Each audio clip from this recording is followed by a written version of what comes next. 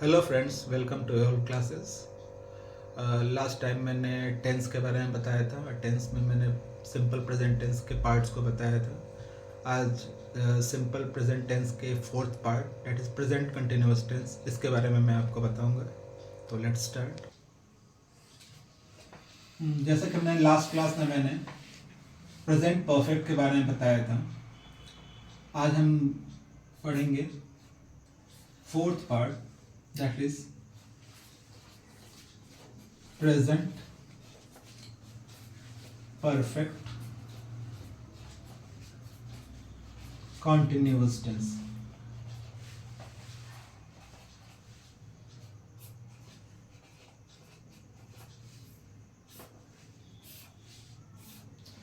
Present perfect continuous, जैसे कि आप एक एग्जांपल से आप इसको अच्छे से समझ पाएंगे। राम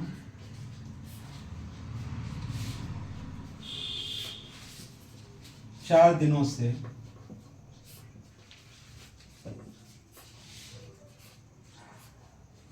किताब पढ़ रहा है। प्रेजेंट परफेक्ट कंटिन्यूअस, इस प्रेजेंट परफेक्ट कंटिन्यूअस आपको इस ऐसे समझ में आएगा कि जैसे इसका मतलब ये हुआ कि जो काम है, जो वर्क है, वो पहले से शुरू हुआ था, ऑलरेडी वो बीच में खत्म भी हुआ और अभी कंटिन्यूअसली वो चल रहा है, यानी पहले से वो शुरू हुआ है और उसकी कंटिन्यूटी अभी भी जारी है। तो इसका स्ट्रक्चर कैसा होता है? Structure of present perfect continuous tense. Last classes में मैंने जैसे बताया था, एफर्मेटिव सेंटेंस के केस में सबसे पहले आएगा सब्जेक्ट प्लस इसमें आएगा हैज ऑब्लिक हैव प्लस इसमें एक नया वर्ड आ जाता है जिसको बोलते हैं बीन प्लस वर्ब का fourth form plus the object. एक और चीज इसमें होता है, दो वर्ड्स हैं इसमें, एक होता है सिंस, दूसरा होता है फॉर। दोनों का मतलब होता है कुछ दिनों से, कुछ समय से, लेकिन दोनों के यूज में थोड़ा डिफरेंस है।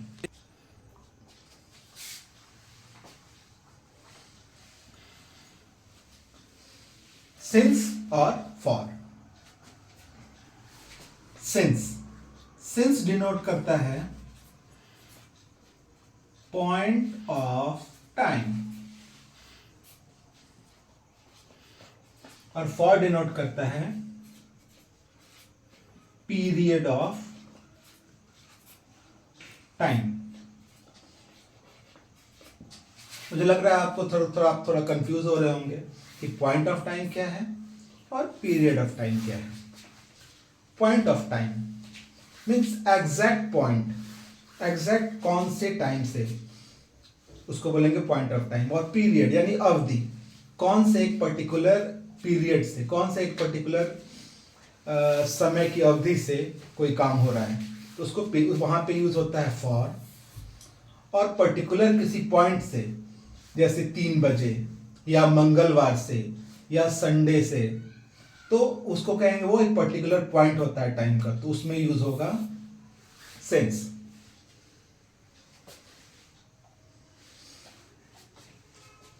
तो इसमें सिंस और फॉर भी यूज होता है स्ट्रक्चर फॉर्म करने में। कैसे यूज होता है वो अभी हम समझेंगे।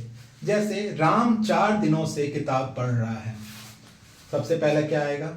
सब्जेक्ट। राम एक सिंगुलर सब्जेक्ट है, राम। उसके बाद राम सिंगुलर है तो उसके साथ सिंगुलर हेल्पिंग वर्ब लगेगा। राम हैज, उसके बाद हमने क्या बताया? बीन। ये बीन कॉमन है, ये सब में लगेगा, सिंगुलर हो या प्लूरल हो। राम हैज बीन, किताब पढ़ रहा है यानी रीडिंग, रीड का फोर्थ फॉर्म रीडिंग होता है। किसी भी वर्ब के फर्स्ट फॉर्म में जब ing लगेगा तो उसको वर्ब का फोर्थ फॉर्म कहेंगे। Ram has been reading a book. यहां देखिए, यहीं पे आपको सिंस और फॉर का एग्जैक्ट जो आपको यूज है वो समझ में आएगा। यहां बताया जा रहा है राम किताब पढ़ तो रहा है, पर वो कितने दिनों से पढ़ रहा है? 4 दिनों से। पर यहां पे हम अवधि बता रहे हैं, वो पीरियड बता रहे हैं कि 4 दिनों से पढ़ रहा है। पर वो 4 दिन सोमवार है, मंगलवार है, मंडे है, ट्यूसडे है, वेंसडे है, थर्सडे है, फ्राइडे है, ये ऐसा कुछ नहीं बता रहा है। या मंथ का कौन सा दिन है, मंथ है, कुछ भी ऐसा नहीं बता रहा है। बस ये बता रहा है कि एक अवधि है, एक पीरियड है। तो ऐसे केस में हम क्या लगाते हैं? फॉर का यूज करते हैं। तो Ram has been reading a book for कितने दिनों से? 4 दिनों से। For 4 days. यहां तक तो आपको क्लियर समझ में आ रहा होगा कि फॉर क्यों हमने यूज किया। अवधि के लिए, वो कोई भी टाइम हो सकता है, 4 महीनों से, 2 साल से, पर वो साल कौन सा है वो एग्जैक्ट नहीं बताएगा, तो उसके लिए फॉर यूज होगा। लेकिन कोई अगर आपको कहे कि वह 2020 से यहां नौकरी कर रहा है, तो 2020 हम एग्जैक्ट बता रहे हैं 2020, यानी 2020 से वो किसी जगह पे जॉब कर रहा है। तो ये जो है ये एक पर्टिकुलर पॉइंट ऑफ टाइम है। ये क्या है? पॉइंट। ऐसे जगह पे सिंस का यूज होता है। जैसे एक एग्जांपल लेते हैं, राम तो हमारा लगता है कॉमन ही हो गया है सारे, और सबसे कॉमन है भी। एग्जाम्पल में अब तो नाम तो कोई रखता नहीं है राम, सब लोग एग्जाम्पल में राम को यूज करते हैं। चलिए हम भी राम को ही लेते हैं। राम सोमवार से स्कूल नहीं आ रहा। स्कूल नहीं आ रहा है।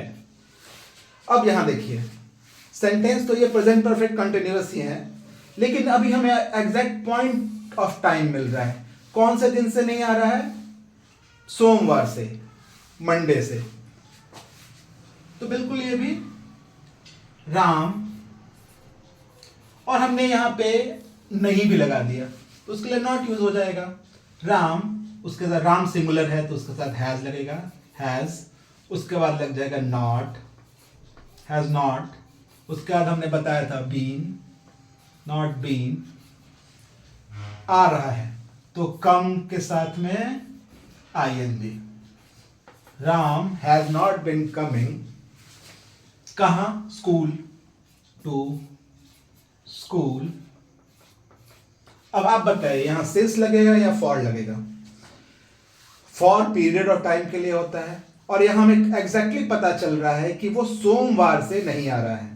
तो ये पीरियड नाम नहीं हुआ, ये एग्जैक्ट पॉइंट ऑफ टाइम हुआ। ये एग्जैक्ट बता रहा है कि हाँ भाई वो सोमवार से नहीं आ रहा है, हमें पता है कि वो सोमवार से नहीं आ रहा है, तो ये पॉइंट ऑफ टाइम हुआ।